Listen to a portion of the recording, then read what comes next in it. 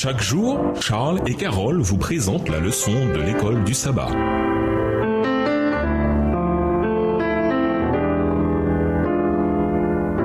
Bienvenue dans votre émission Dieu nous parle.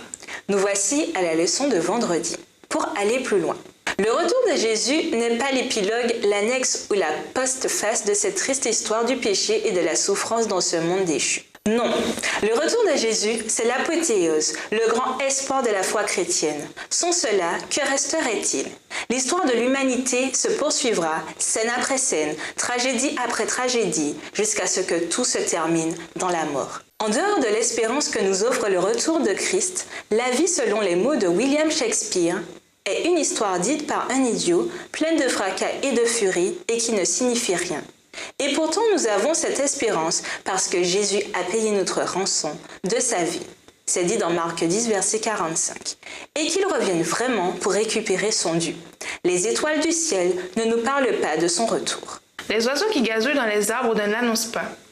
En elles-mêmes, ces choses renvoient peut-être à quelque chose de bon, de prometteur concernant la réalité. Mais elles n'enseignent pas qu'un jour, quand Jésus reviendra, la dernière trompette sonnera et les morts se réveilleront impérissables et nous serons changés. 1 Corinthiens 15, verset 52. Elles ne nous apprennent pas qu'un jour nous lèverons les yeux et que nous verrons le Fils de l'homme assis à la droite de la puissance et venant avec les nuées du ciel.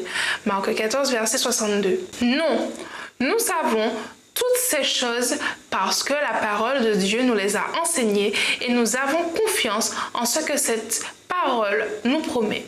Amis, dit-il, réfléchissez à ce que cela signifierait si le retour de Jésus n'était rien de plus que ce que certains croient, la pleine expression des principes chrétiens dans la vie des disciples de Christ. Aussi merveilleuse que serait une telle manifestation à la fin, pourquoi nous laisserait-elle tout de même sans espoir? Pourquoi cette idée si populaire aujourd'hui que l'univers serait sorti de nulle part est-elle aussi absurde? Pourquoi les gens mettent-ils en avant une telle notion et pourquoi certains y croient-ils? Pourquoi la croyance en un Dieu qui existe de toute éternité, qui a créé toutes choses, constitue-t-elle une explication bien plus logique et rationnelle à l'existence de l'univers? Partagez avec les membres ce que vous avez compté dans votre liste des choses si importantes que vous sacrifierez l'espérance de l'éternité pour les conserver aujourd'hui. Que pouvez-vous apprendre les uns des autres de ce que vous avez écrit? Pour ceux qui n'ont rien écrit, comment être sûr qu'il n'y a rien dans votre vie qui nous empêcherait d'obtenir le salut, comme ce sera le cas pour beaucoup de gens? Pour conclure, dans sa première lettre aux Thessaloniciens, Paul loue la consécration des croyants de Thessalonique envers le Christ. Ces chrétiens étaient en but à la souffrance et à la persécution de la part des Juifs et des Gentils, sans compter la présence dominante de faux prophètes. En dépit de nombreux obstacles, ils refusaient de compromettre leur engagement envers le Christ. Ils ne faisaient aucun cas des faux prophètes et demeuraient fidèles aux enseignements de Paul comme étant la parole de Dieu. Et leur foi s'exprimait bien au-delà des mots. Quoique leur style de vie fût un exemple évident de l'amour de Dieu et porteur d'un message qui s'étendait aussi loin qu'en Macédoine et qu'en Achaïe, Paul se sentit poussé à leur rappeler qu'ils devaient continuer à vivre dans le présent tout en gardant les yeux sur le retour imminent du Christ. Thessaloniciens 4 et 5. Nous pouvons tirer de nombreuses leçons de la vie des croyants de Thessalonique. Nous vivons, nous aussi, en un temps marqué par la souffrance et la présence de faux prophètes. Nous savons que la persécution pointe à l'horizon.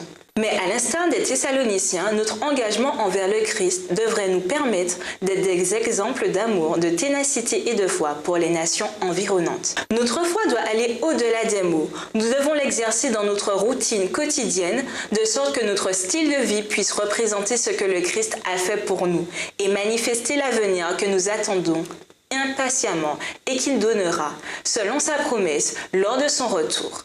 En préparation pour son retour, veillons à ne pas nous désintéresser de notre vie sur la terre.